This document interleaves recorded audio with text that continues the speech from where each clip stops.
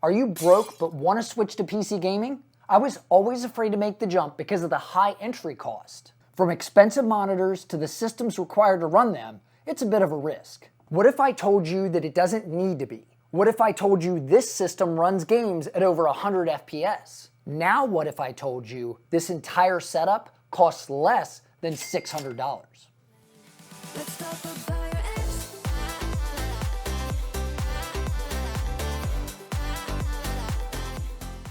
Hey YouTube, I'm Danny, welcome to the channel. Times are tough, and PC gaming is no exception. So I wanted to see if it was possible to put together an entire setup on the cheap. Now I gave myself a max budget of $600 US before taxes. Let's see how I did. First I'll talk about the peripherals that I used, and then I'll cover what PC powers this entire thing. The monitor is what really makes the setup if you ask me. At $600 for our budget, I don't expect a game on anything over 1080p resolution. I spent a lot of time searching for one that checked very specific boxes. It needed to have at least 144 Hz refresh rate, 1 millisecond response time, and I wanted an IPS panel because they have much better picture quality than VA or TN. Now this did come with some sacrifices. Two features which I'm missing are a 27-inch size and variable refresh rate, which is G-Sync or FreeSync. I ended up grabbing the MSI G244PF E2. I know, what a name, right? It's a 24-inch 1920 by 1080 IPS display. It's got 180 Hz refresh rate, which is even higher than I was looking for. It also has the ever-popular 1 millisecond gray-to-gray response time. There's no flashy RGB lighting, but the back has clean angles for a beautiful design, and the frameless sides give a more premium feel without the premium price tag. Speaking of price tag, this monitor came in at $120, but as far as peripherals go, that's where most of our budget was spent. MSI has given this thing plenty of adjustability. It's got lots of up and down movement as well as tilt and swivel. One thing I thought was interesting is over on MSI's website, it says this thing comes with adaptive sync, which you should be able to enable in the GeForce or Radeon software. When I went to find it, it said not compatible with this monitor. Maybe it's different. Oh well, what do you expect for $120? The mouse might be one of the most important peripherals next to the monitor. Sure, I could have gone for a cheaper mouse and keyboard combo for about $30, but your whole gaming experience relies on smooth movements and accurate tracking. A cheap mouse can definitely ruin your gameplay. I went with the Logitech G305 wireless for my mouse of choice, and it cost me $39.99. Yes, it is a wireless mouse, but it uses Logitech's Lightspeed technology with the included USB dongle. It also gives you 250 hours of battery life. This is from one AA battery, so you don't need to plug it in and charge it. Just swap the battery and keep playing. It's got 2 thumb buttons and a DPI button below the scroll wheel for quick changes during gameplay. Some of the technical specs of the 305 are that it uses their Hero sensor, which is the same as their ultra-popular G502 Hero series mice. Now it doesn't give you quite the high resolution as the 502. You'll have to settle for a max DPI of 12,000, but it does give you a 1,000 Hz polling rate. That's pretty good. This little thing only weighs in at 99 grams, or 3.49 ounces. The only thing I didn't like about the mouse was getting the wireless dongle out was impossible. I ended up using small needle nose pliers because I couldn't grip it with my fingers. I guess if you only need to do this once for setup, it's not that bad. Keyboards come in all shapes and sizes with many different features. Since I don't have a huge budget, this is where I skipped out. I chose the SteelSeries Apex 3 TKL. When I bought this, I didn't even realize it was voted best gaming keyboard by ratings.com. But here we are. TKL stands for 10 keyless, which means it doesn't have a number pad on the side. This makes for an overall smaller footprint. This keyboard is what's known as a membrane type as opposed to a mechanical one.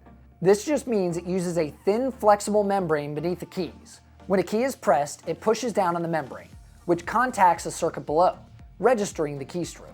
This membrane gives it IP32 dust and water resistance, plus it makes the key presses whisper quiet. Let's give it a listen.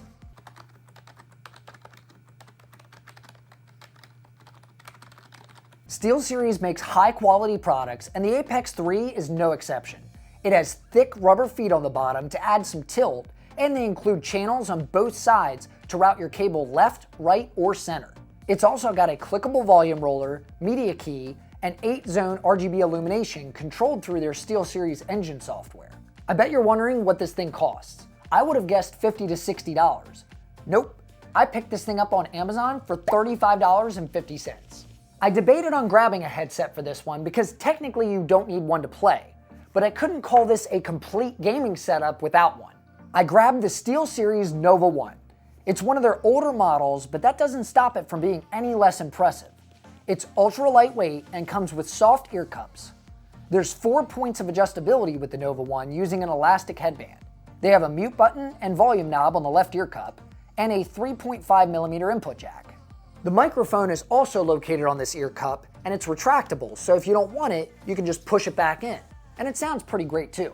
The price is originally $60, but you can find it consistently for $10 cheaper. Obviously, this is a wired headset, hence the price. I didn't pay this for mine. I only paid $27.51 over on Amazon buying it used. I'll be honest, the main reason I picked this headset was the price, because I was already at the end of my budget with all my other peripherals and I was kind of out of money. But I did get a good deal, and it's a quality headset from a reputable brand. Plus, I got it in the original packaging. The PC build is obviously the most expensive thing in any gaming setup. So of course, I had to do some deal hunting to stay within my $600 budget. Thankfully, I follow a lot of other PC tech related channels over on Twitter, and I came across a post by Toasty Bros. If you haven't heard of them, I'll link their YouTube channel below. They're always giving recommendations on good value PC builds like this one. If you get a chance, you should go check them out after this video's over. Come on now. The PC is a Dell G5 I got off eBay. This PC cost me a grand total of $299.98. You can't even buy a new GPU for that price, unless it's last gen or Intel Arc. All jokes aside, they've improved a ton.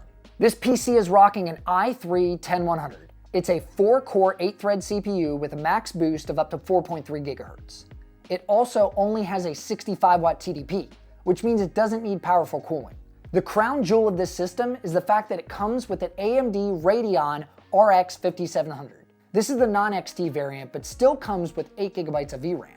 The card came out in 2019, and it's part of AMD's first Navi architecture.